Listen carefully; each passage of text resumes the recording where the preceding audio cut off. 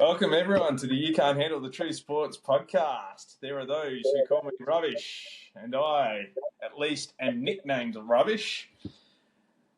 It's a little bit different to performing like rubbish, like our Fremantle Football Club always does. With me, the great man, Nostradamus around these parts, the guy who keeps me from jumping off a ledge, is the Pistol. How you doing, mate? You good? Better than the weekend, but going all right. Yep. What a bunch of losers. So we've got some very special guests with us today. They've been with us in the past, and we're going to do this again. These guys are the epitome of those who have positive spins around negative situations, particularly Ryzac. They know how to paddle up a shit creek better than no one else like I know. First of all, we've got the great Ryzac. How you doing, mate? Thanks for having me, boys. Yeah, good to have you back. Always good to have you back. And then we've got K. Now, K, you and me are related somewhat, but you are far more positive than I am. So how are you doing? How did you take the weekend's effort? Normally, yeah, pretty positive guy, but I might be below positive than you are at this point with the Fremantle Football Club. So that is going to take some doing. That is going to take some doing at the moment. It's been 5 days or 4 days, and I can literally only think of one positive. It's been a rough week, and to be honest with you, the only thing that's been keeping me going is the fact that team up the road are just as garbage as us. So, but I've been very, very quiet. I've been very, very quiet on that front. Glass houses, don't throw stones, that kind of thing. I've been staying well away from commentary around, the lesser read and that mob up the road. I've just been letting them do their own thing. But let's get stuck straight into it. So on the weekend, it was round one. We've had what I would suggest would be a somewhat indifferent pre-season. I don't think that. I know that on this podcast we've had some concerns around has anything really changed. We saw a pretty poor effort against the Indigenous All-Stars, but that's a scratch match. That didn't really matter, and we were playing. That was just the vanilla game plan, mate. We were just playing vanilla anyway, so it didn't really matter.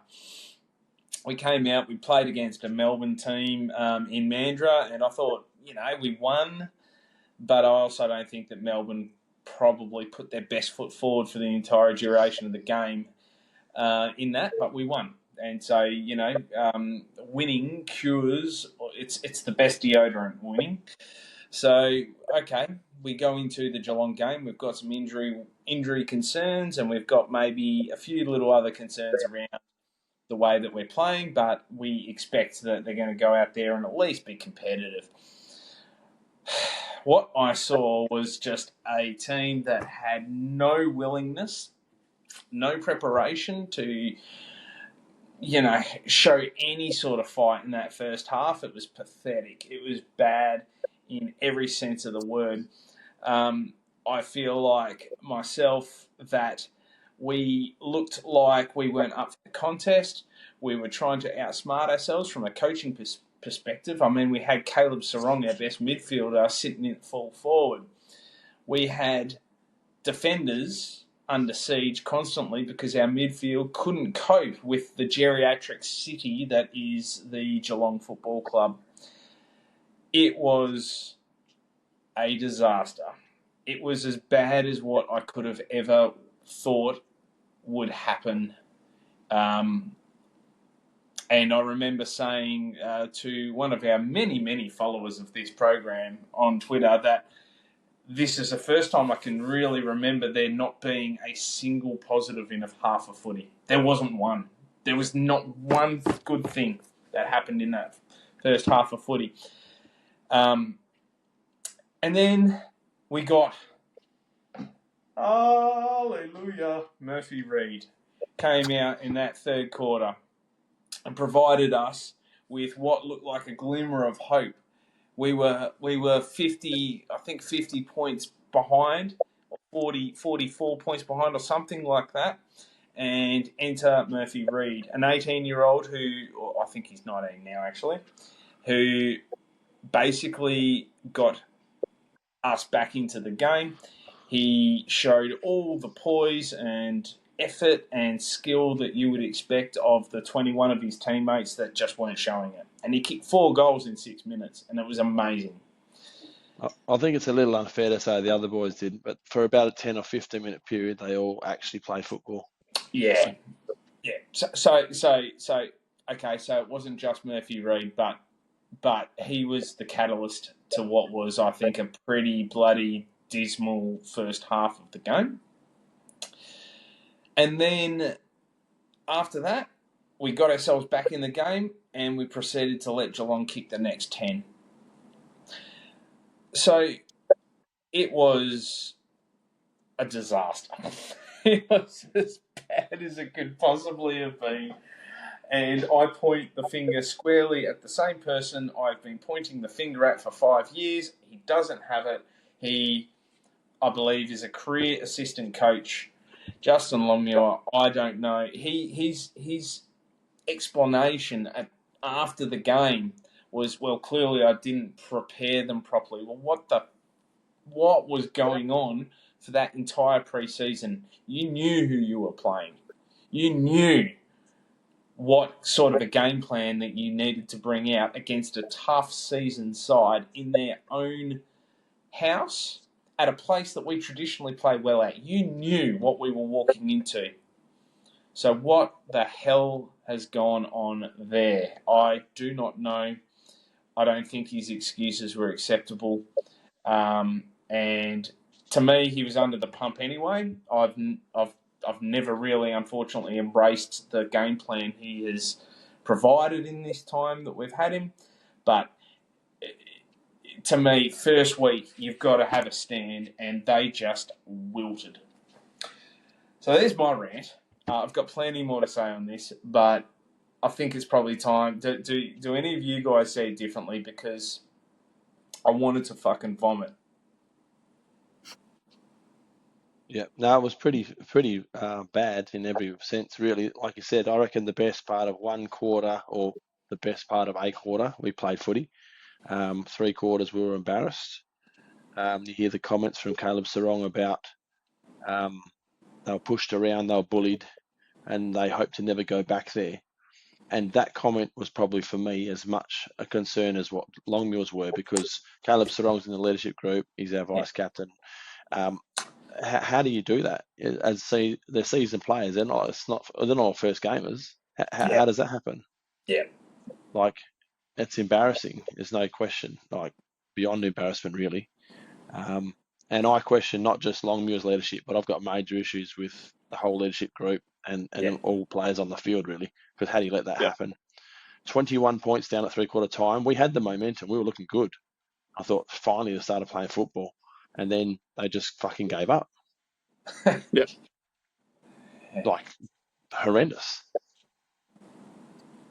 You can almost take this back to the Indigenous game when with the vanilla football, like, well, why you're trying to prepare for round one? Why you haven't been good enough for the last 5 years to tinker around and play differently week to week? Why are you not trying to play how you want to play at every opportunity? So I know you didn't have some of your players because they were actually on the Indigenous team, but surely you're implementing part of what you want to actually bring to round one against Geelong into that game, and then into Melbourne game, and then unleash in round one. There was nowhere near it. There have been a number of comments that have pissed me off since that game finished, all the way through till as recently as yesterday. But if I hear one more fucking time that Fremantle have the best midfield in the league, I am going to lose my shit, because that midfield isn't even top 5. Now, and they proved that. Now, I know we're missing Young. All right, we're missing Darcy. Well, Jackson, there's been questions about whether Jackson's better than Darcy anyway. And when Jackson was in there, We were getting some, movement. But if you take Sarong out of that midfield, and if you don't have Young in there, it is as bad as West Coast. That there is nothing there that makes you think that is a quality midfield. Now, you need, in my mind, you look at all the different premiership teams over the years. Some you can argue differently, but in my view, you need 4-star midfielders, stars, and I think we've got 2 and a half. I think Brayshaw's half a star. I think Brayshaw is a solid B grader. And then you've got Young and you've got Sarong.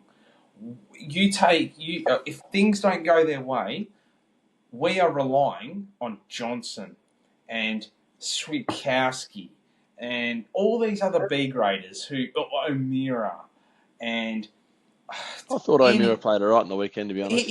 I wouldn't agree with that. I get it. I get he's not a Judd, a Cousins, a Kerr. I get that. Yeah. But I think our midfield is good enough to allow us to win games of football, especially with our defence behind them. So they don't always have to win every clearance, and that's not going to happen, right? But well, then, okay. So if we take that in mind, if our midfield is good enough, which I don't think it is, but let's say it is, I believe our forward line has enough talent now between Amos and Johnson. Amos and Jackson and Tracy and Frederick,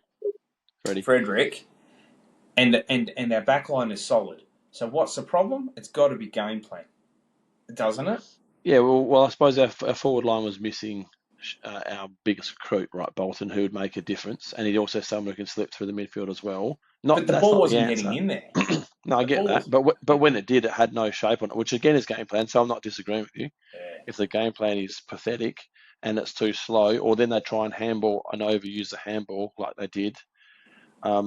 Any good pressure team, any top 4 team, we can't beat because we try and play that happy handball game and handball the fucking thing backwards, and then we put ourselves under more pressure, and then our skills let us down. What I feel like I've seen the comment just on that from Adam Simpson that it was a known product that you apply pressure to Freo sides and they overuse the handball and you smash them and they give it up. Yeah. What I feel like observing is, first of all, Justin Longmuir is all vanilla. Like, he's even said it in the Indigenous press conference after the Indigenous game. Like, he goes down to Woolworths, he gets Neapolitan ice cream, and he only eats the vanilla part. Like, you can't get any more vanilla than his coaching style. It's unreal. He's been eating the brown this week. Yeah. And honestly, like, I haven't seen much improvement whatsoever. Like, I think just organically we've maybe improved slightly just with people getting more mature, but I don't think we've evolved in our game plan whatsoever. Our ball movement's still shocking, which has been an issue for however long. And we actually have, like, we used to blame on the forward line all the time, but now we've got stacks of talent up there. Yeah. Like, mind you, a couple guys are young, but still, there's no excuse. The talent's there. Like, but it's part of the issue as well is getting the ball to them, right? We have the best talent in the world. If you can't deliver it to them in the right way, you push the shit uphill. Because we can't move the ball. Yeah. We chip it around like morons. And yeah, sorry, go Kyle. Or we go like a circus act and handball the ball 5 million times too much and turn it over. So they don't seem to be able to switch because it's like they don't know what they're doing. Like you say, the game plan doesn't work. And even if they are trying to do that, there's no one on field can change the plan and go, okay, this is not working. Let's try something else. That's another issue. There's no plan B. Yeah. No. They play one way. There's no agility between the coaching staff and the players. And by the way, talking about retards, have you listened to Joel Corey speak? Fuck me. I heard him talking the other day, and it sounds like they're all putting him into some sort of school where they just speak like retards between the coaching staff. I don't know if that's just me, but fuck. Yeah. I mean, And for a guy, the guy's meant to be a good defensive coach as well, right? That's meant to be his kind of thing. Yep, But we're and he's a not good even good player. at that anymore. No. yeah. Look, there are so many things going wrong at the moment, and I don't believe that Justin Longmuir wanted us to play that way on the weekend. I really don't believe that. I don't think anyone. That was an abomination, right? But I just don't think he understands or knows, and How to fix it's it. not just on him. It's on the entire coaching staff. I don't think that they know how to coach a style that enables the free flowing attacking nature that you need in this day and age. I had someone try and tell me, "Oh, maybe we can get Mick Malthouse out of retirement." Like, it's gone with the Oh, dodo. insane. It's gone with the dodo bird. It's gone with the dodo bird. That game style. I don't. Everyone keeps talking about how Nathan Buckley is going to be a great coach when he comes back. I don't know that he is, because where did Longmuir learn it from? Yeah, Yeah, exactly. exactly. Yeah. So I just feel like this game style is antiquated. You've got like coaches like Mitchell who are who test the boundaries, and Craig McRae did it a couple of years ago when Collingwood won their flag, testing the boundaries of new types of attacks and to get yourself up enough, and then you have an adequate defence. Whereas the problem with Longmuir is it's all defence, and there's no real free flowing attacking nature. And we could have had Chad Warner, Cozzy Pickett, and Shai Bolton playing in that game, and we still would have lost that by 30, 40 points. There is nothing that they would have done. Yep. The Because annoying thing is he sprinkles in a bit of just rubbish as well. Like not Brayshaw, Sarong playing up forward, like as if that's some awesome tactical decision, which is just trash. there is zero benefit in having your best midfielder playing up at full forward. Zero benefit. Like You would have been you, better off with O'Meara up there.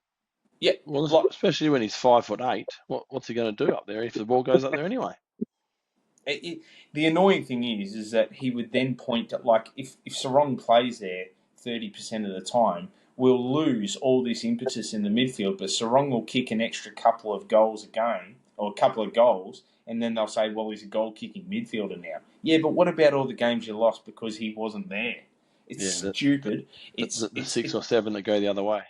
It's the sort of shit that Bevo does out at Western Bulldogs, and I don't worry, we're going to get stuck into that. We've got plenty of rumours going around there as well, so we'll get into that at some point as well. But look, it was one game.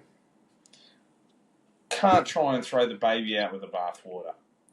But my biggest gripe out of all of this is, and the main concern, that garbage is the exact same garbage we dealt out in 2023 and exact same garbage we dealt out in 2024. Nothing's changed. There was nothing there that we could go, well, at least they look like they were trying to go down the centre corridor more. There was nothing like that. It was the same crap, which tells me that my tip of 8 wins is going to be closer than your tip of 17 wins, Pistol. Yeah, I might try and delete that tweet. No good, right, because I've saved it and I'll retweet it. I don't give a shit. That's very ambitious, Pistol. I wasn't far off that with you, Pete, to be honest. So I'm with you. It was probably a 15 or 16 wins for me.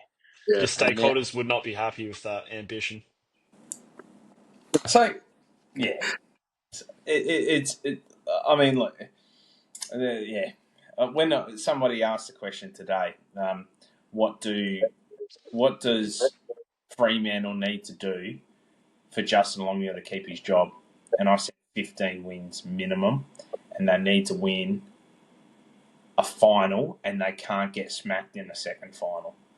Because what I can see happening at the very, very best scenario right now for us is us sneaking into the 8 and getting pumped over in Melbourne or in Adelaide, or us getting a home game, sneaking into 6th, beating up on a team like, I don't know, whoever. Could be Collingwood maybe or someone, and then us going over to Melbourne or Sydney or Brisbane to play in one of those knockout finals and getting smacked again. And that to me is all I would need to know to go, To fail. JL, you're a club legend, get the fuck out. Yeah. Surely that happens. If they don't win a couple of finals, if they're not right in the mix, then I don't think anyone would argue with that. Surely not. Yeah, so that was what I was going to ask next is what do you guys feel? We'll start with you, Pistol. What do you reckon is the pass mark for JL? I think he has to get to a prelim. Yeah. So that's top four win. prelim. Yep. Zach? I was going to say it's got to be a top 6, so a home final, so a 5th, 6th at worst. But I would think genuinely a pass mark, if it's me, would be a top 4. We get a lot of home games. We've got North Melbourne coming here. We're playing Carlton, I think it is, in Adelaide. It's essentially an away game for them as well. Like there's a lot going in our favour. I mean, of course, the first couple of games is tough, but I just don't think with that talent that you can sit back and allow them to struggle to make the 8 again. It's just simply not good enough. There's enough talent there to make it work. And yes, injuries, whatever might happen, but that happens to every club. Yeah. And the good clubs stop making excuses. So Bingo. if our top, like as in our board, want to be taken seriously, it's not just Justin Longmuir. They need to be fucking hard. Yeah. Because I think what our club lacks from the board down to the playing group is a hard edge. Our players play like pussies. I think our leadership on the field, I like Alex Pearce, but I think he's still just too nice.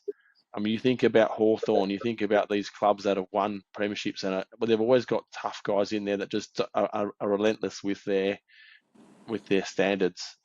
Yeah. Our guys talk about standards, and especially Sarong pushes the standard thing a fair bit, but I don't think there's any hard asses in there that actually hold people to account. So that's what I think needs to happen this year. I give my world for Ryan Crowley back.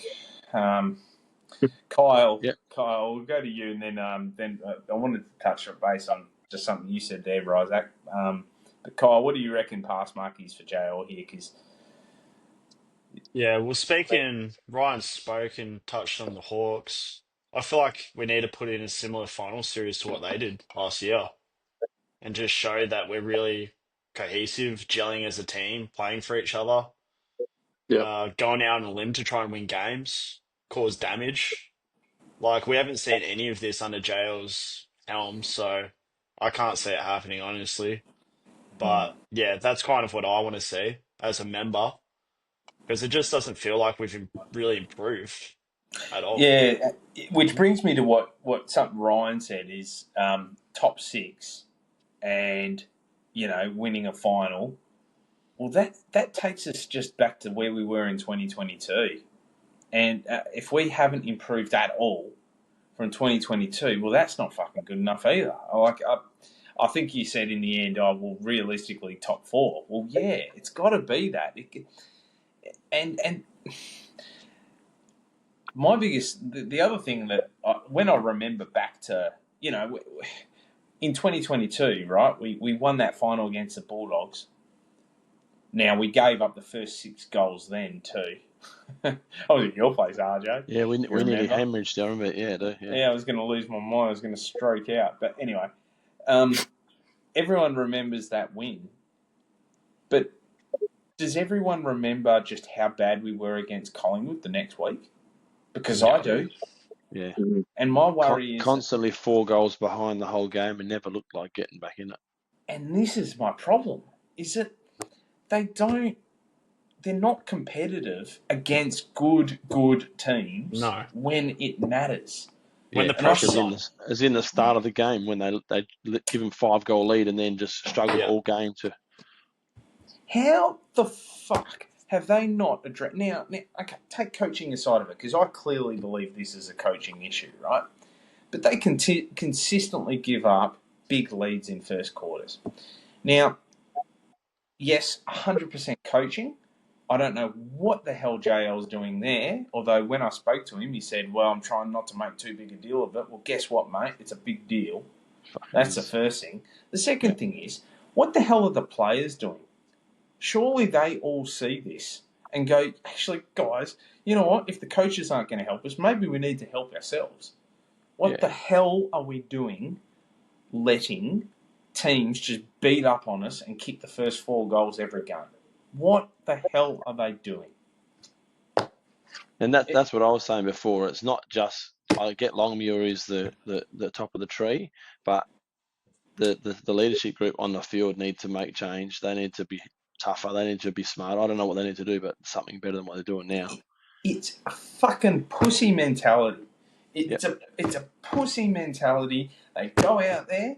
They think it's all going to happen. They drink their own bathwater. They, That's what happened in the first derby last year. Yeah. Tell you what, we play the way we did against Geelong. Now, I know how bad the Eagles were, but if we play like we did against Geelong, that Eagles game is going to be close. And it shouldn't be close because they're a freaking waffle team. So, I can see both teams having been smacked both games. And it'll be 0, we'll be 0-2 each going in. And we'll be up against the Eagles, and they will be up because they know that they've got nothing to look forward to, except Harley Reid leaving. That's the only thing they've got to look forward to in the future, right? So we are going to, if we don't change our mindset, if we don't have a coaching group that can get this team focused and to actually commit and do what we all know that they can do because of the level of talent that they've got, then forget round 14. Get rid of JL tomorrow. If they're not going to be able to do that, if they're not going to be able to get them up and about after for this Sydney game, for the Eagles game, I would just let them go now because it's never going to happen. Yeah. Well, I'll tell you what, they're going to have their work cut out this weekend because Sydney are 0-2. They don't want to go 0-3. Yeah. So if we are good enough to win this week, then maybe it starts to show that they have learnt some lessons and they've got a bit of gumption in them because what I seen on the weekend, I'm not so confident. And Sydney haven't been bad either. What they lost to the Hawks and lost to the Premiers last week. So, yeah. Now, yeah. So I look at Hawthorn, right, and I think, well, when we were making the finals in 2022, everyone was talking us up as being the next big thing, and then we had a downfall, right?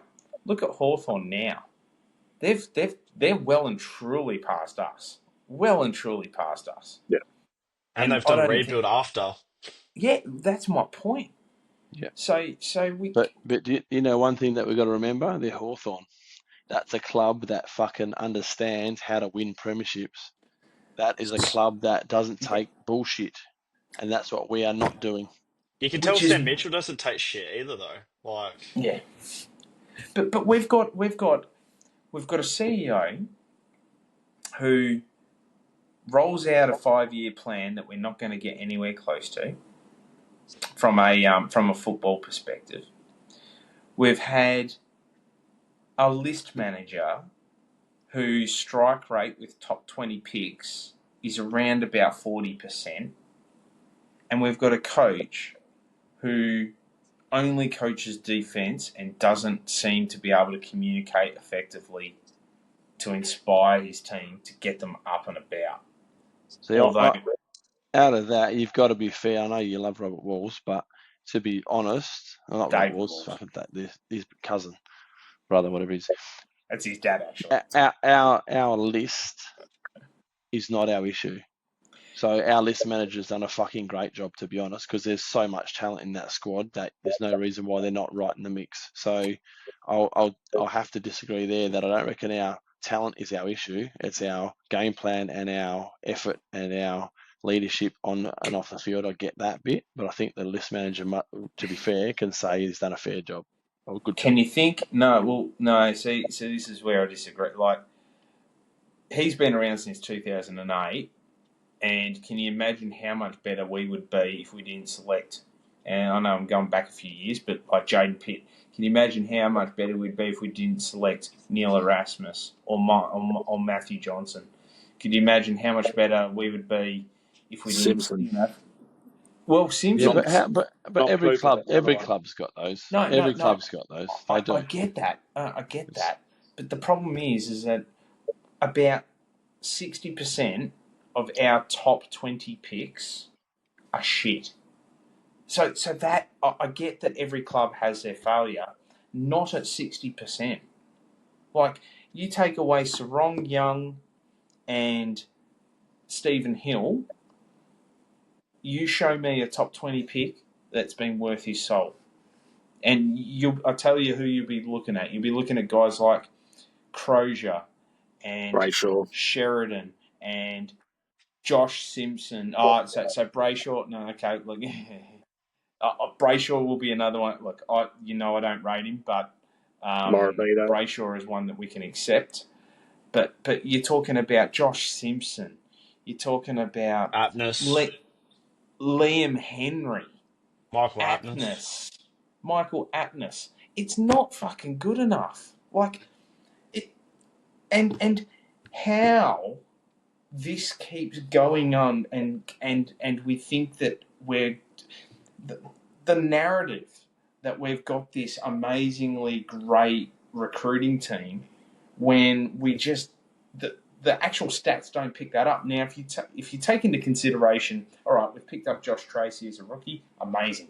You pick up Lockie Neal as a late pick, okay, fantastic. And that side of things, I would agree, he's doing a great job. But you've got to knock in your top 20 picks, don't you? Isn't that looks like Murphy Reed might have been nailed. Maybe. Yeah, mate.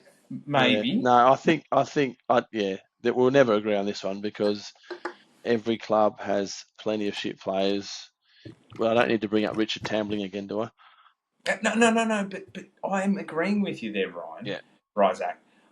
What I'm saying is that we fail too often.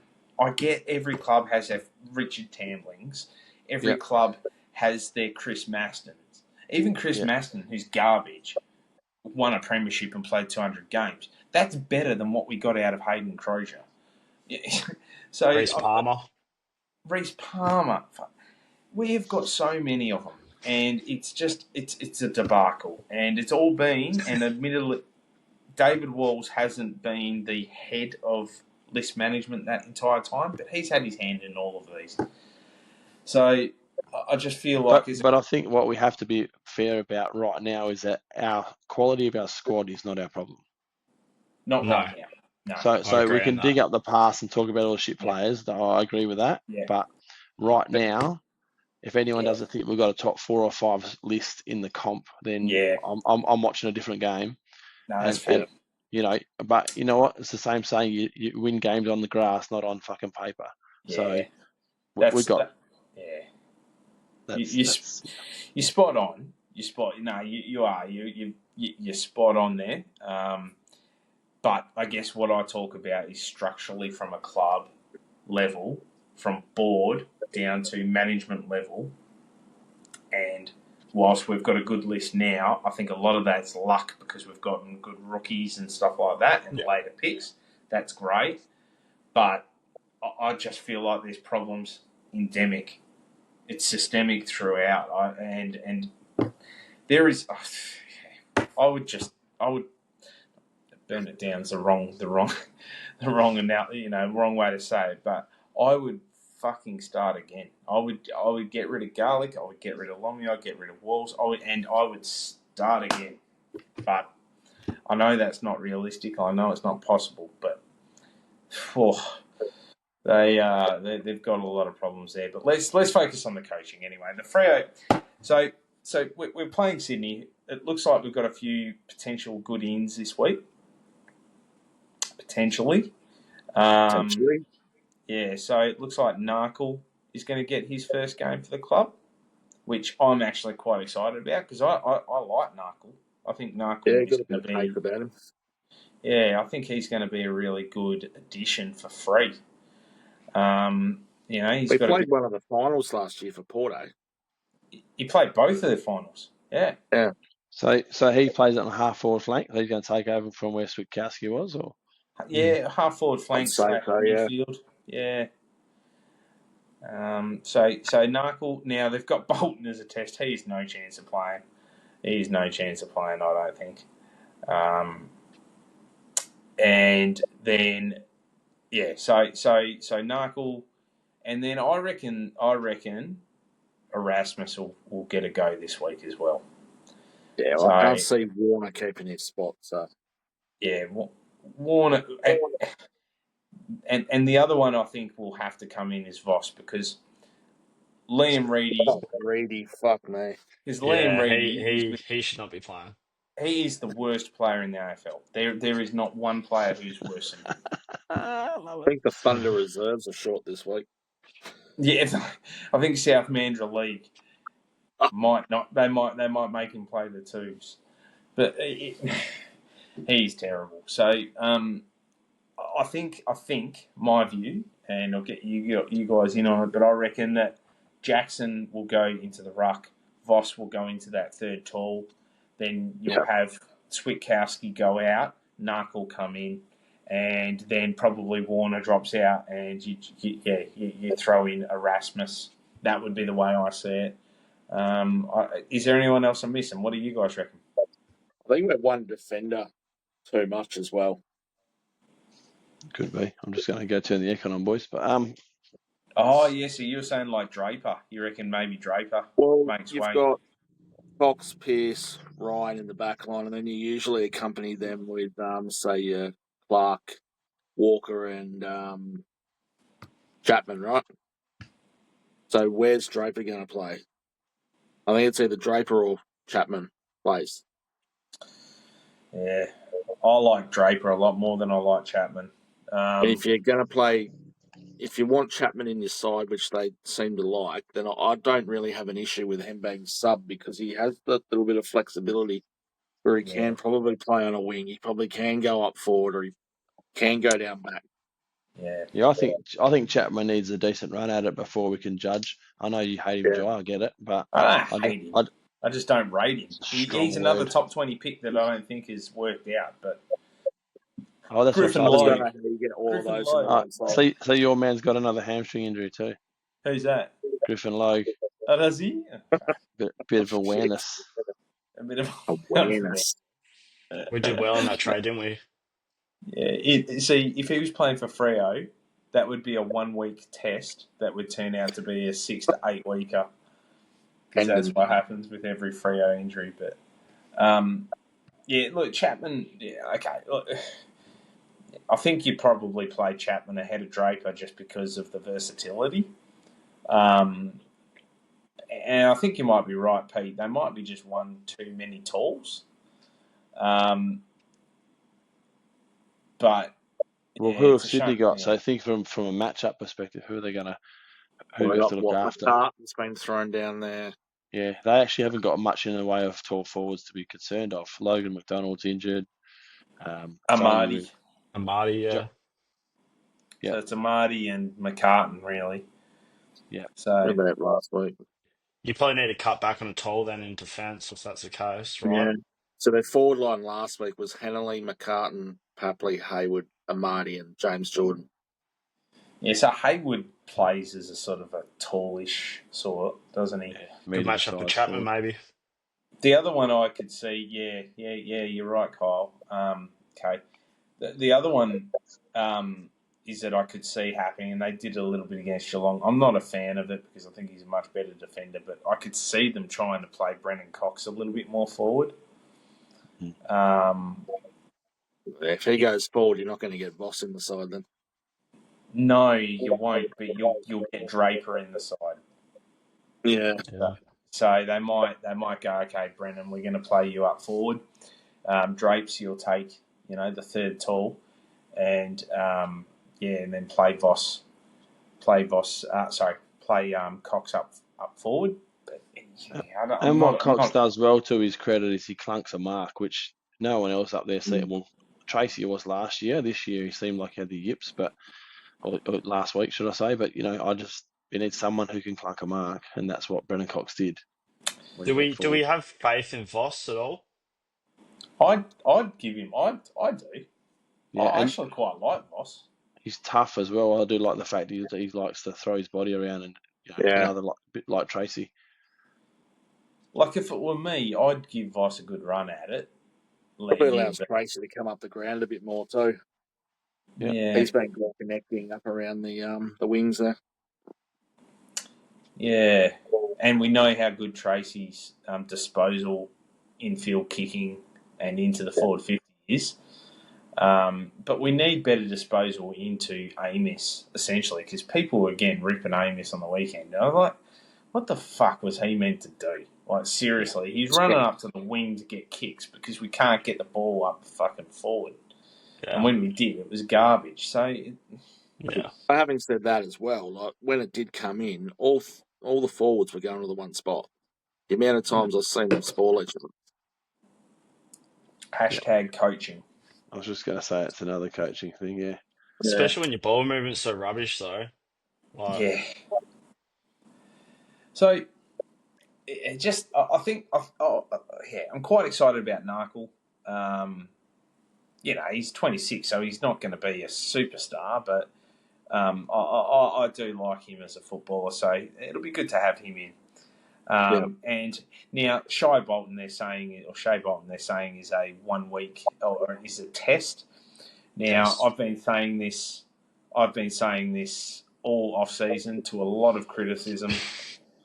Nobody lies like the Fremantle Football Club about injuries. Nobody lies like the Fremantle Football Club about injuries. Now, if Bolton's got a sore leg, a sore fibula, and the club's saying it's a test, then it's every chance of being 2 to 4 weeks more, I think, especially if it's a stress fracture. What's the point in lying about it though? I don't get it. It's Neither not do like. I. Neither do I. Do you think Sydney are fucking shaking in their boots because of one player? No. So it doesn't make sense. I don't. But they've done this for years, though, Ryan. This is the thing. Like, I'm with you. Like, it doesn't make sense to do it, but they do. Yeah. Like, and everyone's telling me, like, it's not that bad. It's not that bad. Pistol, you know how much I've been going on about this. Yeah. How often am I right about this? All the fucking time. Yeah. Like even the Walters one, like past and now he's a month. They've We done didn't it know he with had bone bruises. They've done it with Darcy previously before. Like he'll be 12 weeks, and then it'll go from, I was 12 to 11, and then it'll go from 11, then 11 to 10, and then. The classic was Tracy last year. He was a test after he did his MCL or PCL. Yeah. Everybody knows it's a 12-week injury. Oh, he might be right to go if we make finals. Mate, he's going to be in a brace for 6 weeks. Like, it was funny. I was literally arguing with a guy last week about it. And he said, no, it's not that bad. And literally, as we were arguing, Hayden Young's hamstring got moved from 1 week to 4 weeks. And I'm like, how do you guys not see this? Why don't you open your eyes? People, open your eyes. And that was the whole premise behind this podcast to begin with. We try and give an alternative view because people don't want to open up their eyes about the way that things are actually going on. And I don't get why. Is our medical team that bad that they just fuck it up? Well, no, I don't believe that. It's gonna be a week. Oh no, it turns out it's 4. Sorry. This happened before this medical team that we have now. This has happened when we had Weber at the helm in the medical staff too. I don't believe our doctors are incompetent because what you're saying there, Ryzac, is essentially that they're incompetent, and I don't believe that. I think they're like the Weather Bureau. Yeah, we don't have Nick Riviera. It's not Dr. Nick Riviera. We feel like we do. We've got proper doctors, and I don't believe that they are incompetent. I believe that the club, for whatever reason, have decided that it's a good idea for us to always sell the positive story that it's only going to be 1 week. I don't know why they would do this, and then just let everybody down when it's 6 weeks later and that same player has been hurt again. I just got a message to say that Harley Ben was making a comeback. From his deviated septum. Yeah. Yeah. So Sydney, yeah. So, sorry, was someone going to jump in there? No. Or yours. So Sydney at home, they've not played. They've played well, but they haven't won. What are our tips? I'll kick it off, Kay. I reckon it'll be semi-close, maybe for the first half, and I reckon they'll kick away. Might end up being an 8-goal defeat. I fucking hope it's closer. Sorry, I don't know if I'm allowed to swear or not. You are. Don't want to I've get been swearing. demonetized. You obviously haven't Haven't been been listening to me because I've been Yeah. fucking swearing this Or me. entire. Don't want to get demonetized, but yeah, I feel like that's just the way it's going to go. I hope they can surprise me. I hope last week was a bit of an aberration, but the way they've been playing the last couple of years, you just know. It just feels like they're going to disappoint. Mm. But the coach's job's on the line at the moment, right? So if the players really want to respond, now's the opportunity to do it. Yeah, Ryzac. Yeah. Oh, look, if they lose by 7 or 8 goals, then they might be calling Adam Simpson to see what he's doing because he's in Perth and he's ready to go. I He can't would see. love. He would love this level of talent. Yeah, To coach. yeah, Yeah. and that's a conversation for later. But I just think that I don't know what's going to happen, and that's the scary part, right? That's the bit that tells you there's no confidence. But surely, after what they did last week, if the playing group's got anything about them, they're going to turn up and at least have a fucking dogfight. I mean, if they lose, so be it. We knew it was tough to play against Geelong and Sydney 1 and 2. I get that, but if they can't show a real fight and a scrap, and then they're in the mix, then I got big problems. And you want to Yeah. see intent to address things like ball movement, Yep. address things like our poor starts. Like they should be coming out firing right from the word go this next game. If they don't, Yeah. if we're going back to the press conference and old mate Justin Longmuir is talking about questioning whether he got him up for the game, it's like If we let Just didn't Sydney execute. kick the first 4 goals again, I don't know what you do with that. Yeah, pistol. That sort of leads me into my tip. There is not enough money you could put on Sydney scoring first this week at $2. Is it $2? $2. $2 for Sydney to score first. What, a goal Any or just any score? Just score? the team to score first. $2. $2. Wow. Put your Got it fucking last house week on it. with fucking Geelong. Oh I man. reckon if you did that over the course of the year and backed against Freo, you'd turn a profit. We should put 200 of our team winnings on that last. Yeah, we should. Where every chance to score a point first, though, that's the issue. Yeah. You'd have to win it out of the middle first, though. Yeah, that's right. Oh yeah, Suppose Giants so. man Brayshaw will actually turn up for once. He Yeah, kicked a goal Brayshaw on will the be the one weekend. to kick the goal. He did. He He was kicked our one on only the weekend. scorer. He was our only scorer for the first quarter, I think. Yeah. It was a good goal, though, to be fair to him. Yeah, it I was wasn't good. expecting him to kick it from that on the run, 45. Anyway, Pistol, where did your tip end up? The actual tip will be the Swans by about 3 or 4 goals, I reckon. Yeah. I Somehow don't have. Yeah. Sorry. Favourites. Yeah, we're Wow. favourites. Yeah, it's ridiculous. I still think that we win. I mean, I just can't see it. I just don't see how. Again, if we spoke about this a couple of weeks ago, we would have said Fremantle's a good chance of top 4. We should be winning more games than we lose, and this is one they should be making count. Yeah, but you're talking to a guy who tipped us to only win 8 games this year, and this was not one of them. This was not one of them. I get that. I get Sydney played in the grand final last year. I get all that. But to They be got some fair, injuries. we could have done as well on grand final day as they did. They're missing Heaney now too, hey? Are they? Did he get injured on the weekend? Or am I Don't think so. mistaken? I don't think so. Yeah. No, look, my tip is Sydney, and pretty much exactly what Kyle said. I think I can see them getting 2 or 3 goals early, and then us kicking like 1 or 2, and then never getting back. Because you don't have the. This is the other thing with the way with our game plan that annoys me the most is that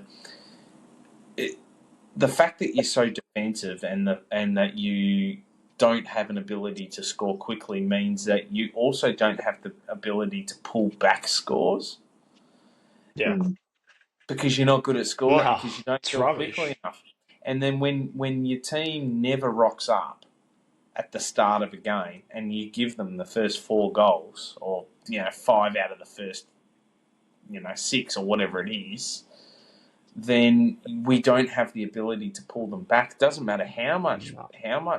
talent we got in the forward line, because as a team we don't do it. So So I think that I think Sydney will win it. I think they'll win it pretty comfortably. And I think we'll be back here next week having this exact same discussion. And if people think Longmuir is under the pump now, watch how much under the pump he'll be going into the Derby, knowing that last time we were meant to smack those wankers, and they came out, and I think they were 65-2 at one point last time in the corresponding game. On the flip side to that too, you talk about our ability to not be able to catch up when we're so far behind because we can't score. The other thing is we don't seem to be able to put teams away well enough for that exact same reason, which always gives another Yeah, team an opportunity to come back and beat us. That's the other thing. yeah, it's spot on. It's a double-edged sword.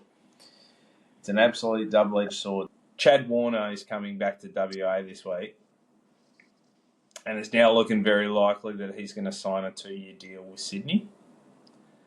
That's what's sort of being reported. Now, Pistol, this has been your bread and butter for the last few weeks. Maybe you can give your theory to the team and explain it to whoever's listening out there about how this works for Freo and how it ties into Luke Jackson. Yeah, so he signs a 2-year deal, right? So that takes him out to free agency at the end of 2027, which makes him an unrestricted free agent. It means both West Coast and Freo wouldn't have to trade for him as such. How that links into Luke Jackson is this renegotiation of the contract is when we traded for Luke Jackson, that contract he signed, the dollars in that per year, the club can't, there's no flexibility for them to move that around whenever they want. So they renegotiate the deal now, give him extra years or whatever he wants. I think we're talking potentially out to 2033.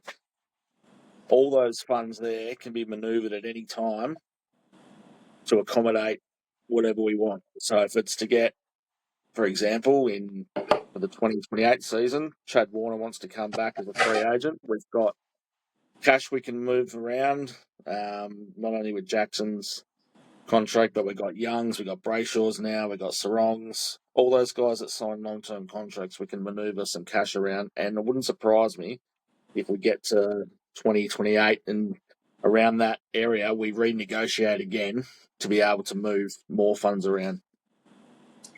So in my mind, he signs the 2-year deal. He'll come to us for the 2028 season. Cozzy Pickett will come this off-season. We've got picks to satisfy Melbourne, and there's an agreement as such in place as long as Melbourne play the game. That's where I think that's at. Yeah, it's interesting. This is very much the American way, the American sports way. This is the way that it's going. And as much as people are already railing against it, this is what's going. We need to get used to this. That players, like it happened with Zach Merritt last year, that players who are already heavily in contract are expecting upgrades. And there's reasons why you can do it from the player's perspective, obviously for security and for extra dollars and all the rest of it. But there's also the reasons why you would do it as a footy team.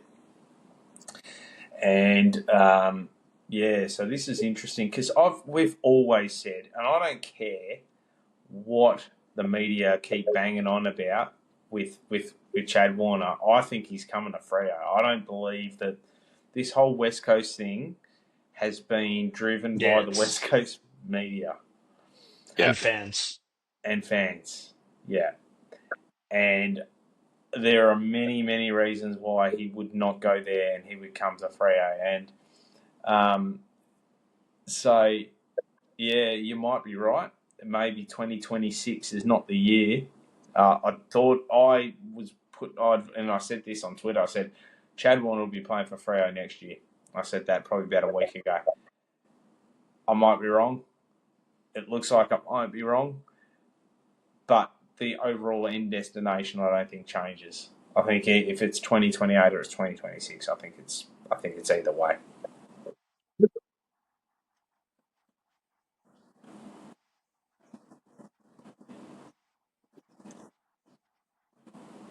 Yeah.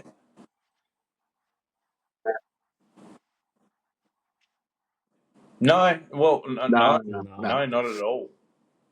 Renegotiate. complete opposite. No, the moving of the moving of Jackson's cash is not moving it out of the salary cap because we're trading him. The moving of it is moving it out and around because we're going to extend him out. He wants to.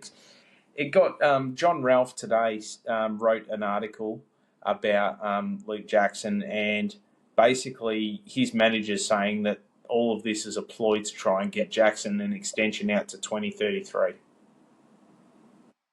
So he doesn't want to go. He wants to stay. But moving that cash out, like you can back in that 2033 cash or whatever it is, that gives us the freedom, which is what Pete's talking about, to have the salary cap to entice Chad Warner.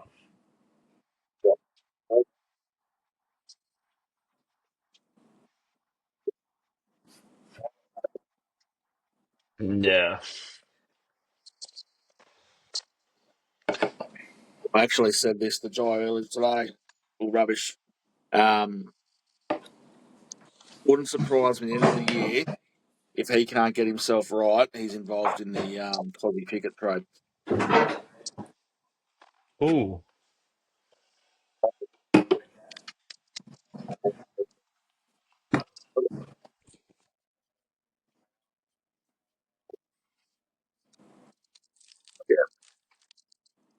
The other reason I say that is Maxi Gorn's 34 and on the way out, so be a handy replacement if he did manage to get himself fit for the Demons.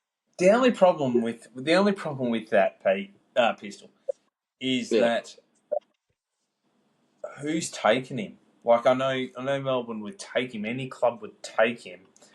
But if we're saying okay, we'll give up Sean Darcy on this massive contract for Cozzy Pickett, they're going to say, okay, we're doing you a favour by taking him. So actually, we want more for Cozzy Pickett now because we're taking Darcy's contract off your books.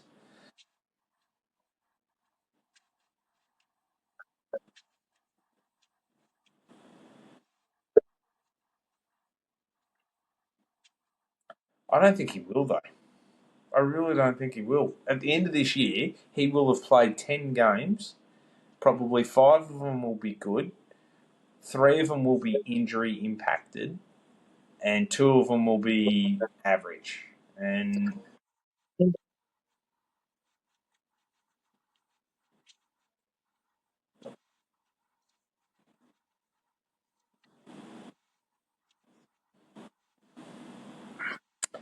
he's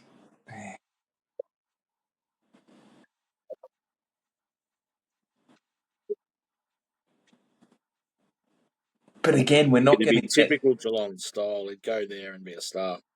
Yeah, Play every game. probably. But what would you guys expect in a pick for him? Because I'm telling you right now, we wouldn't get a top 20 pick for Sean Darcy.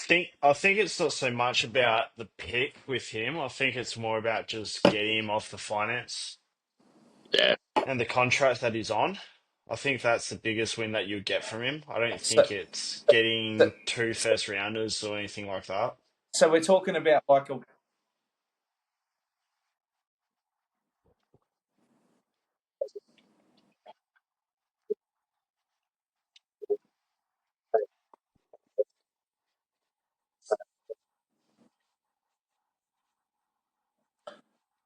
What, There's a but lot do of you ifs guys though, remember right? when we got Will Brodie, right? Like we traded for Will Brodie, and we basically the Gold Coast Suns had to give pick 19 for us to take Will Brodie's contract. Darcy's different though to Will Brody.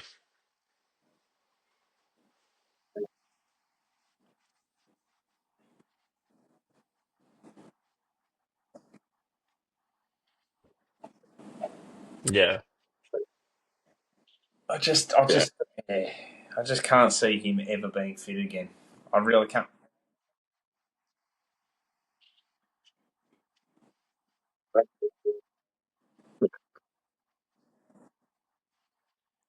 Yeah, I love the guy.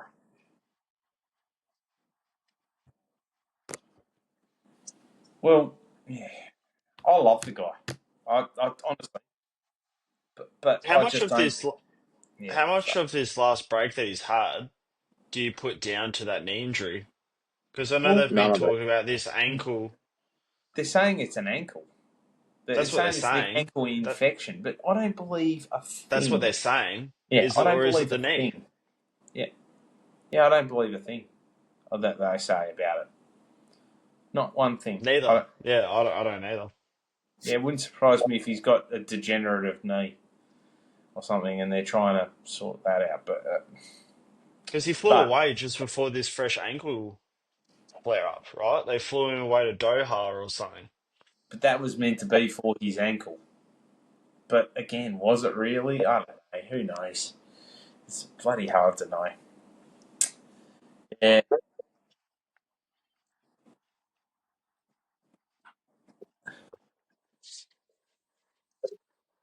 Mm. Yeah. agree. Yeah.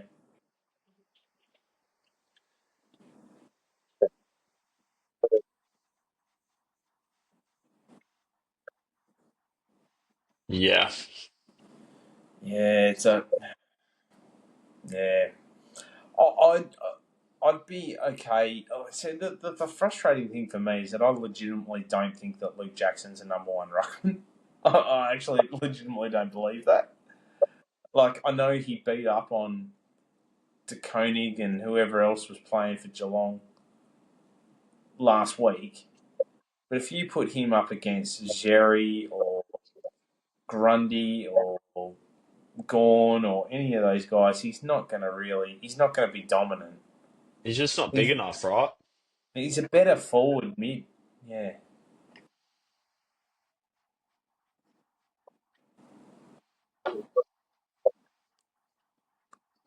Mm. Yeah, that's true. Yeah. Yeah. Nat Nui. The most overrated footballer of all time, that guy. Anyway, I'm sure I'll wind up a few of our Eagles mates by saying Could that. be Harley Reid. But geez, poor Harley's copped it this week, especially with Murphy playing so well for a quarter. Like Harley has never had a quarter like what Murphy did.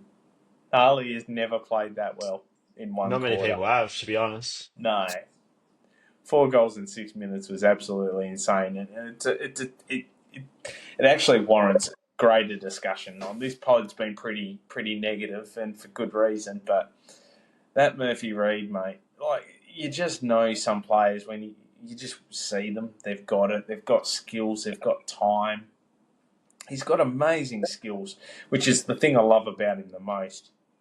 But it's that extra time.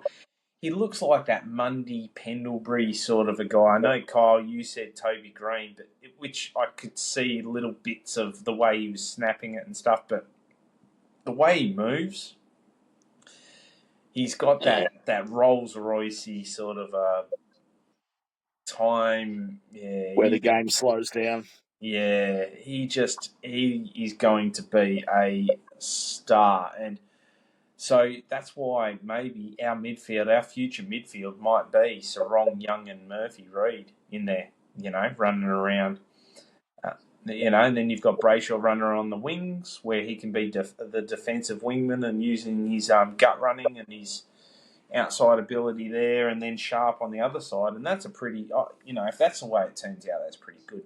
My only concern there is that we've got a lot of the same size guys.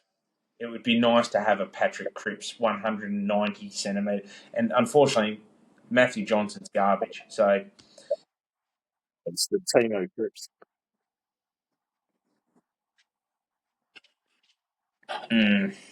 Was he not better on the weekend? He I didn't was. watch the whole game. He was better. He worked hard, yeah? Yeah, he did. Yeah. Those two were better. Unfortunately, the only problem is that the game was so bad, I struggled to see good in anyone except for Murphy Reid, to be honest.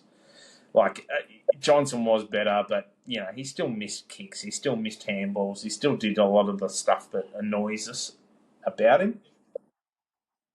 Yeah. Yeah, and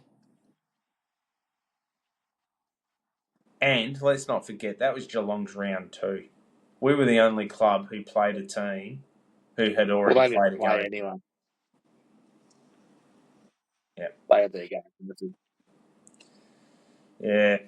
All right. So probably the last thing I wanted to chat on, then we'll just open it up to the rest of the crowd. I'll smash back another beer as quickly as I can. Is Archer Reid? Archer Reid. Jackson Archer. Glenn Archer's son. What's his name? Jackson Archer. Jackson Archer. So the benefit of having the Dockers be so bad is that it tends to take away my concern for football a little bit. And so stuff like this would normally annoy me more. But I legitimately do worry for the way the footy's going, that a guy can get 3 weeks for that.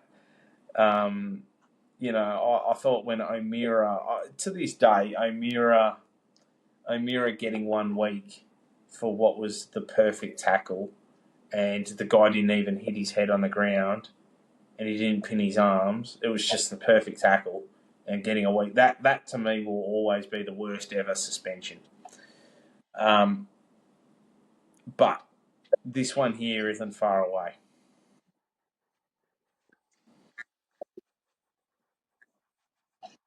To him, that's what that was I thought. my initial thought. Yeah, I thought he was about to break his leg. I was yeah. really worried. Yeah.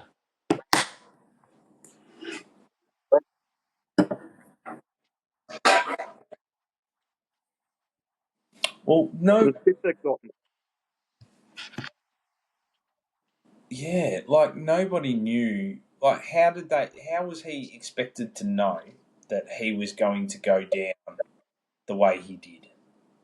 and that's what they said in the tribunal said it, that they had the benefit of the slow-mo and whatever else, and they couldn't determine how he got to go to ground. So how do you expect Jackson Archer to do it when he's got a split-second decision to make? Yeah. And they proved that and they proved he slowed down by 25%. They had this matrix apparently on the screen where he decelerated into the contest. Like, what else do you want him to do? Yeah. Sounds like some ass-covering decisions by the AFL. Yeah. Anytime there's a head knock, it's just...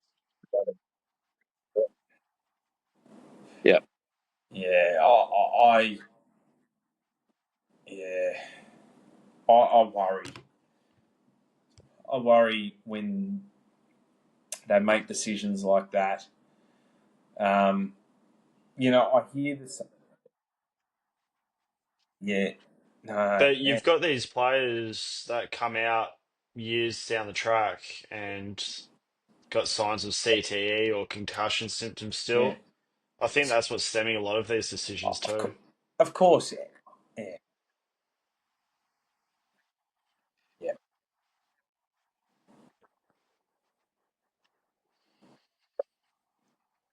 Yeah, Yeah.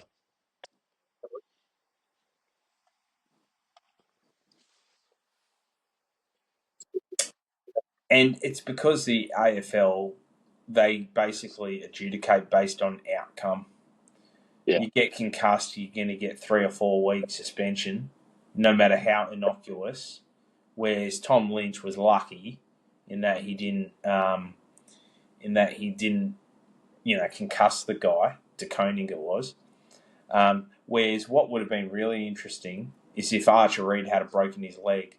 There was no way yeah. he was going to get suspended if he had broken his leg. Yeah. That is,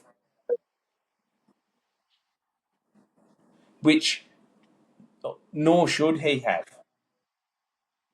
Angus. But nor should he have. And yeah,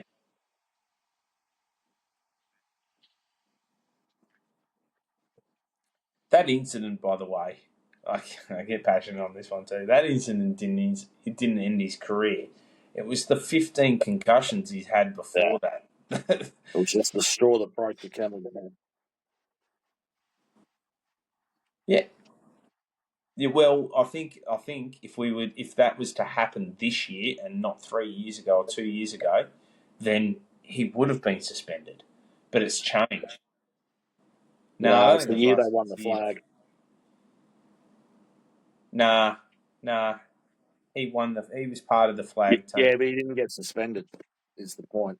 Oh no, That no. was Oh, the the year Collingwood, when Maynard, Collingwood not won the flag. yeah, when yeah. Collingwood won. Yeah, so 2 years ago. Yeah, yeah. Sorry, I thought you were talking about when Melbourne won it. Yeah, No. yeah. I've got a scenario for you guys. Yeah. What happens when two players, because this might happen one day, two players run at each other, they bump each other, they clash heads, and they both knock each other out? Nothing. Nil or Nothing. draw. I reckon Nil they'll or. both. I reckon they'll both go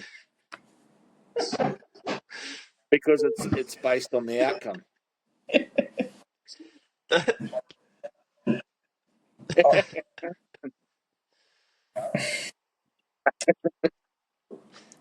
So, I, so I hear when I listen to a lot of the American radio and that, I hear a lot of people complaining about the NFL changing its rules and all the rest of it. But none of the rules that they've changed seem to change the fundamental of the game.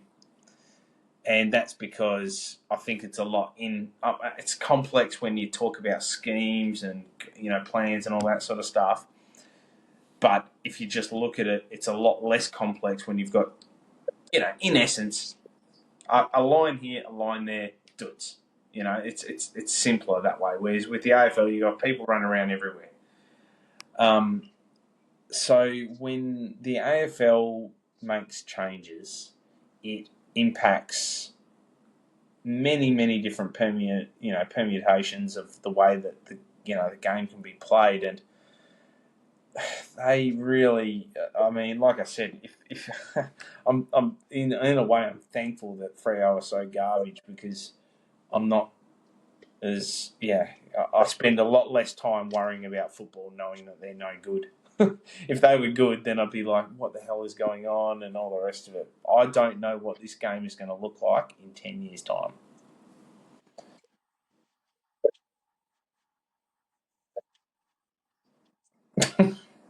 Oh, fuck those.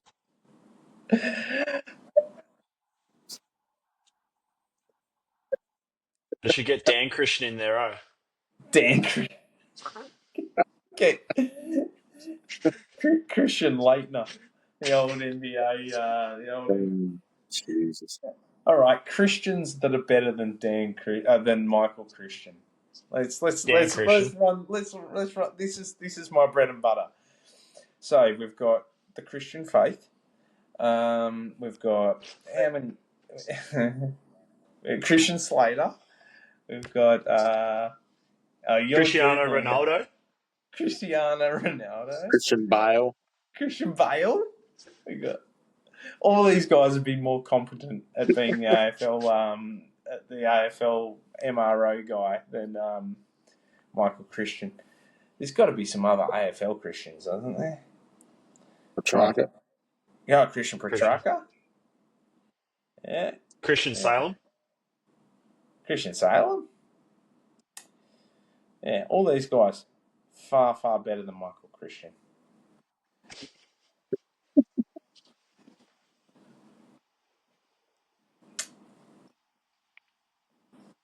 Yeah, I don't get it. I don't get it. No, I do not get it. And yeah, I worry. I do worry for the game because, there's got to be some. The one thing that I really don't understand is that we all acknowledge that it's a contact sport. We all acknowledge that. And we all acknowledge that humans are fallible.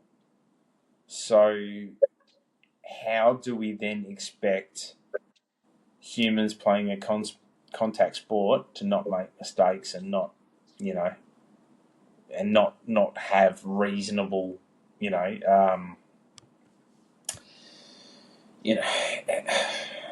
trying to articulate it, but how can we expect humans to react in a way that isn't possible, for basic human, reaction times and all the rest of it? I don't get that. There was a big difference between him sliding into his knee and knocking himself out almost, or the player that pushed him into his knee. That's a bit different to someone that's deliberately going in, bracing Yeah, for contact and bumping with their yeah, bicep and knocking someone out. That's just an unfortunate footy incident, in my yeah, opinion.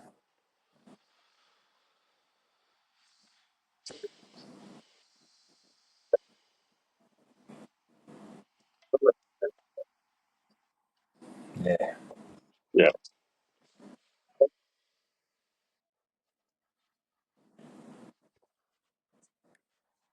yeah. Yeah, but every year, and then they seem to try and manage it, and the players adapt. They always say the players adapt. Remember that time Dean Solomon did the old to Cameron Ling and Oh, yeah.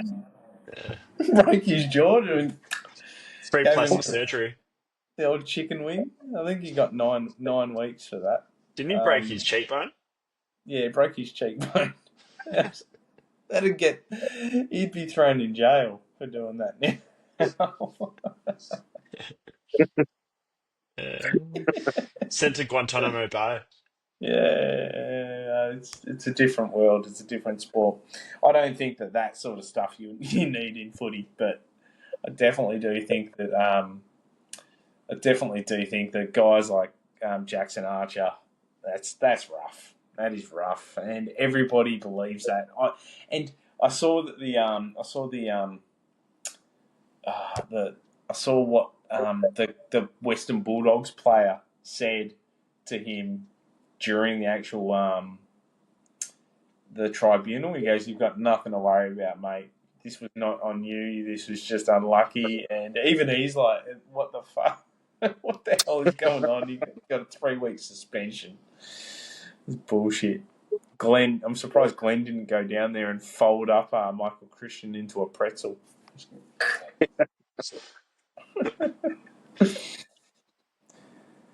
All right, boys. So I don't have anything else on the agenda. I feel like I've gone pretty hard, and we all have. We've all had a good say. Is there anything else going on in our world, in the footy world at the moment that we want to chat about? I've got something. I was just saying to the Yeah. guys, I just want to touch on fantasy real quick. So Ah, I want to yeah. I want to go around and just ask how we're going and who we're thinking of maybe trading in and out for this week. I don't know whether I should say mine because I think we're against each other, Ryzac.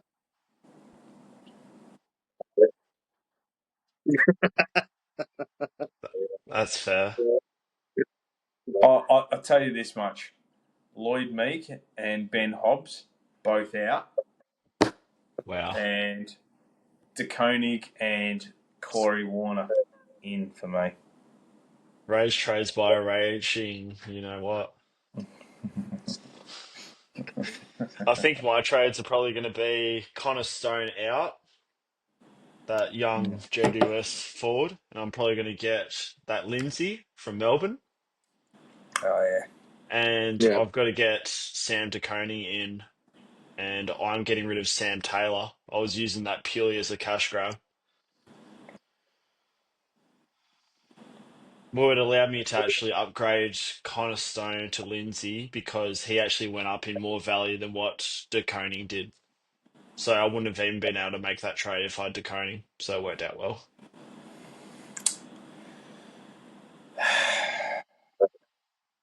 I'm demoralised for losing the way I did last week. It's pretty hard, pretty rough beat first week.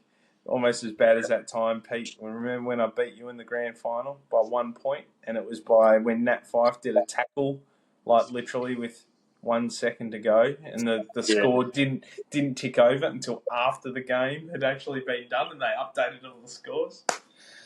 Yeah, Yeah. Thanks for that reminder. yeah. It's a shame I didn't have any money on that. Yeah. Fantasy footy. We'll do some more fantasy footy stuff. Coming up. And also the NFL trade deadline is just about to lapse with the upcoming draft. So yeah, there's a lot of interesting stuff with the NFL we're going to be talking about soon in the future. I know, Ryzac, that's not your jam, but there's been yeah. That's gonna be a good one. But yeah, plenty stuff going on in the NFL. Some interesting stuff in the NFL. When's the Melbourne Yeah. thing happening? Oh, it's not till October 2026. But yeah, Nat and I are going over. Conrad and Christine are going over. I think Ryan's going to go over. Yeah, it's open to anyone. It's going to be at the MCG, so it should be a big event. Yeah, sweet. All right, lads. Good episode.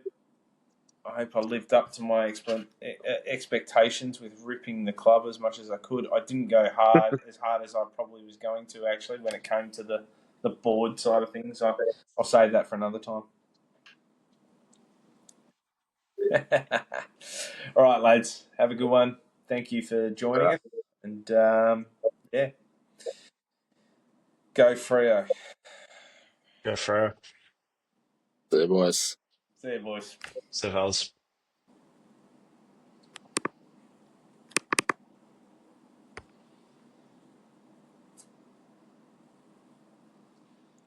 All Oh, good? cheers for having us on. Yeah, thanks. Are you still on your phone? That work Yep. out? Yeah. Okay. Oh, cool. We'll have to do it a few more times throughout the year. Yeah, for sure. We'll keep bashing them out.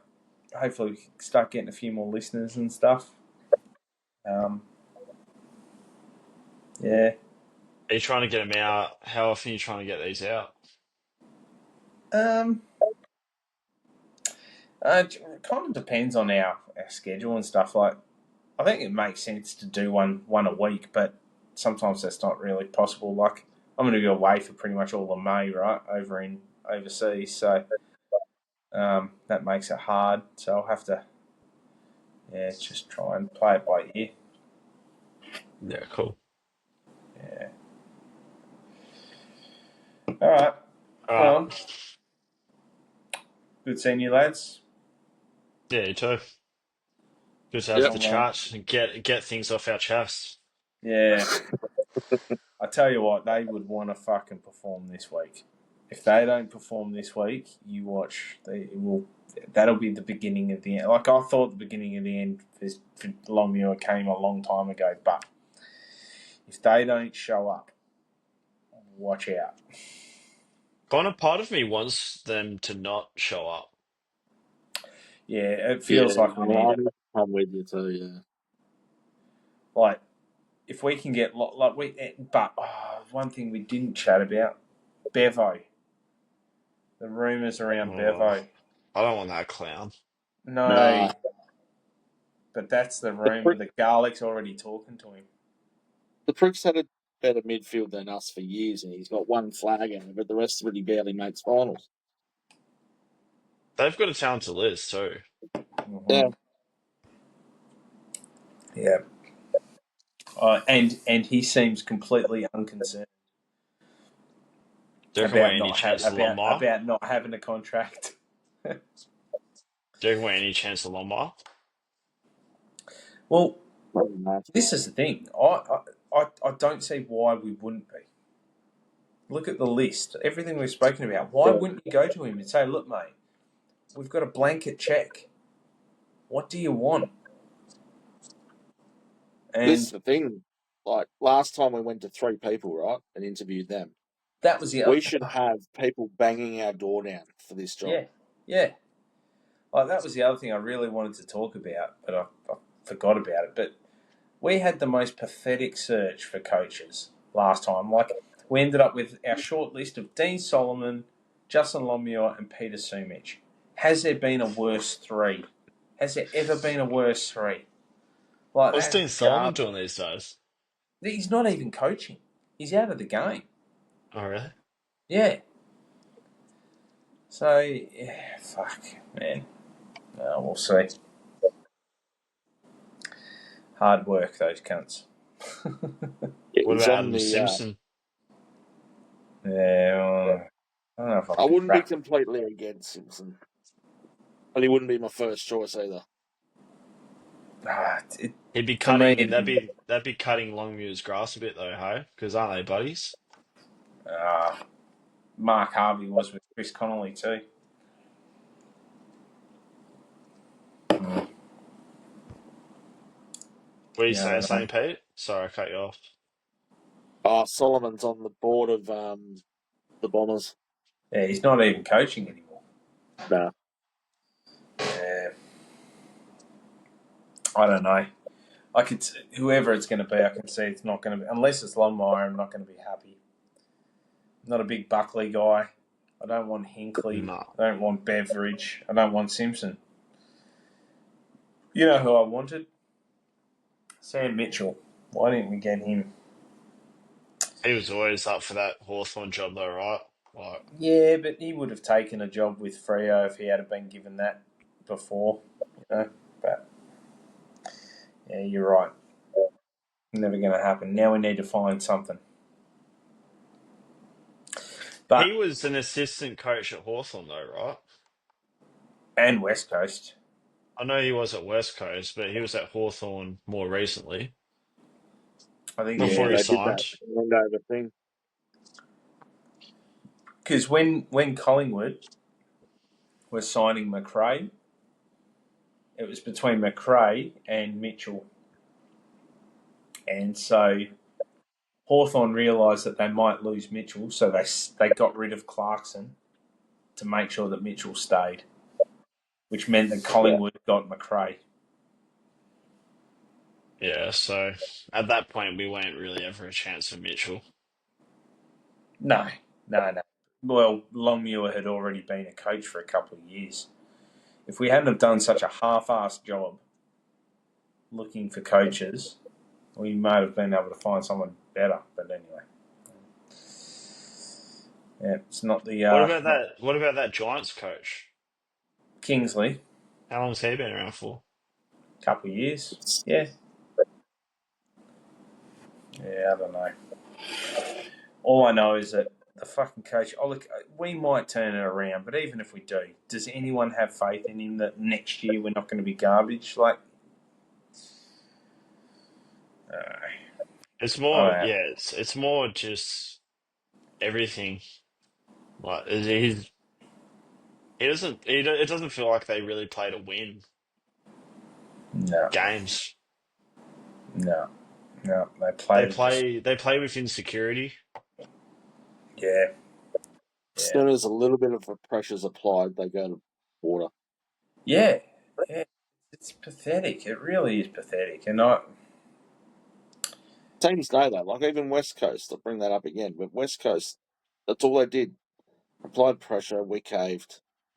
You yeah, had Harley Reid bossing around Fife for fuck's sake. yeah, like What? yeah. It's like how fucking hard can it be? Like just like I know coaching's not easy, but They're the I best just, talkers in the fucking business. But we have to be the part of the reason why we're soft, right? It has to be because of the coaching. Because he's a yeah, soft kind of dude, right? he's a buddy guy. He Yeah, I'm seems sure he to builds. I'm sure he builds great relationships with the players. yeah, but that's I'm not sure what they you love That's need. all him. you hear of it. Yeah, You need exactly. you need to be respected, and Yeah, yeah, I like Even last year, we gave him an out. We gave him that contract to start the year. And now we've given him another out for this year. yeah. But I've said it before on Twitter heaps, like a few times. If we didn't sign him up start of last year, he wouldn't have got re-signed No. missing the finals. Why is he even worrying about that? How about just winning some fucking games? Like, Because I think he um, knows what's going to happen this year. yeah, well, that's the thing. And if he knows, well, then it's a fait accompli. We're not gonna. It's not Yeah. gonna. It's not gonna work. Um, the thing that blows my mind, and I said it multiple times there, the first quarters. How can you never ever address the fact that we always get smacked in the first quarters? And how can it be acceptable to you? And that's your whole week leading up to a game is Yeah, preparing for that opponent. How are we going to start well? Like, what are they saying pre-game? I didn't prepare the players well. You've had fucking 4 months, 6 months, mate. That is Like, the worst comment he could have fucking said, to be honest. maybe part of that's the way he delivers his talks maybe. and how they deliver as a coaching group is it's not effective enough. It's not waking the players up like fuck. We need to switch on here. But the players And should what are also the be. line staff doing? But What's Jamie Graham doing and Jade Rawlings, who had a fucking mare in his first gig as defensive coach? yeah, I don't rate that Jade Rawlings anyway. I don't rate it either. I don't fucking rate any of our coaches, to be honest. No, Yeah. neither And I. we got Joel Corey as the midfield coach. Better Bring player, I'm back, sure, than a coach. bring back Yeah. David Hale. Ugh. Who the fuck's Harry Garland? Fuck knows. He's our stoppages coach. Yeah, a guy who never played.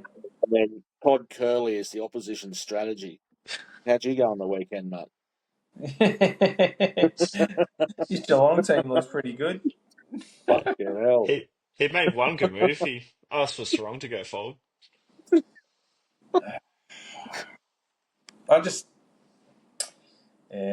can't believe that we just kept letting this happen time and time and time and time again. And yeah, it's a long conversation. But fuck me, we've got to get better at a. It starts at Garlic. We're gonna fuck him off. That's the most important. Fuck him off. Fuck Longmuir off. Get rid of Walls. Just start again. Start again. Maybe you need to send your CV in. Well, I seen you pumping him up for the Melbourne gig. yeah, can you? To garlic. yeah, Was it there Mitch was that. Cleary's put it out there? Yeah, Mitch Cleary said, "Oh, Melbourne is still looking for a can." And I basically said to Mitch, "Oh, can you ask Melbourne to contact Simon Garlic?" I've responded with, he's got a good 5-year plan. Taking 15 years to put it in place. But 15-year, 5-year plan. Fucking hell. It Maybe he's sucks. thinking. Maybe he's thinking like the reverse of dog years. Yeah. oh, I don't know if they're thinking anything. Fucking Muppets. Yeah. It's fucking hard work. I just don't know. Yeah. I really The thing feel is like. that they can't fuck this up either because they've got their opportunity with a decent list. Like if they fuck this up, Well, that's yeah. the thing. I mean, I guess the only saving grace is that they've signed most of their good players long term. So it looks like Murphy Reed's going to sign on for a bit longer. So that's good. but they Um, need to. They need to, as you said, if it's the CEO, if it's all these guys, they need to start making some changes. I've been tempted to 'Cause- contact them and say, look, can I perform a like a member audit and audit them? And that's what I do every day, right? I audit.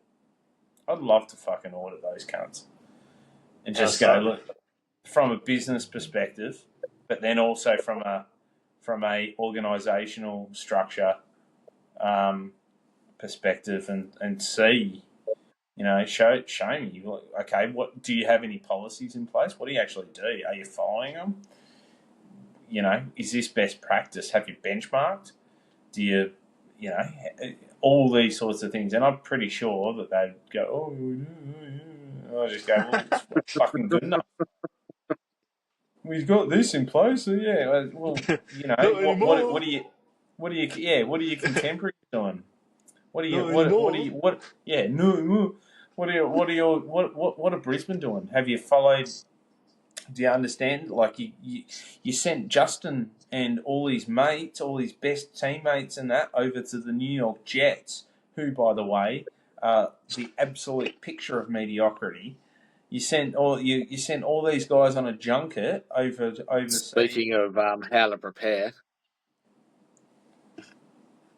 fucking Yeah. Jets, not the people to learn off. No. So you've sent all these people But, across there. but Have any of you guys, from a business perspective, gone across there? You fucking muppets. Anyway. They probably just Anyway. went to Vegas and did nose beers. Yeah. Yeah. It's fucking bullshit. They're morons. Honestly, they are morons from a business perspective. Once I do my DBA, and I'll push it. And I'll go, well, I'm a doctor of business now, so you will fucking listen to me. Proctologist of business, though. All right. All right. On that note, you fuckwit. Yeah, good catching up. No, it's been a pleasure. Thanks for coming. Was that a backhanded remark? Yeah, very. All right. I'll fucking yeah, little Isaac. yeah. Well, keep in touch, eh? All right, cheers, Yeah. fellas. Take it easy. All right. Cheers, boys. See you later. So.